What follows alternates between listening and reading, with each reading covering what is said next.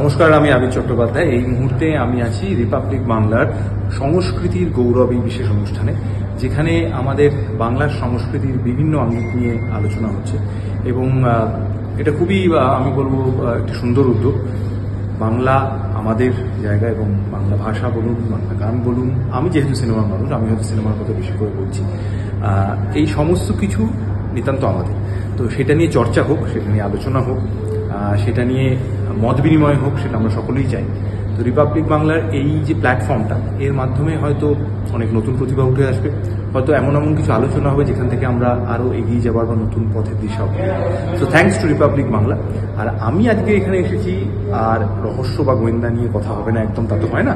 তো আমার সঙ্গে আজকে আলোচনায় থাকার কথা বুম্বাদা, the one and only Prosenjit Chattopadhyay. কাজেই কাকাবাবু আছে, সোনাদা আছে, অ্যাডভেঞ্চার নিয়ে কথা হবে, রহস্য সমাধান সেটা নিয়েও কথা হবে। কিন্তু আরও একবার যেটা ভালো লাগার কথা, সেটা হচ্ছে কাকাবাবু সুনীল গঙ্গোপাধ্যায়ের লেখা। সেটাও যেরকম আমাদের বাঙালিদের ভীষণ প্রিয়, সেরকম আমি অত্যন্ত কৃতজ্ঞ যে সোনাদাকেও বাঙালি, বিশেষ করে ছোটরা, আমি বলবো পরিবারের সকলেই ভীষণভাবে আপন করে দিয়েছে।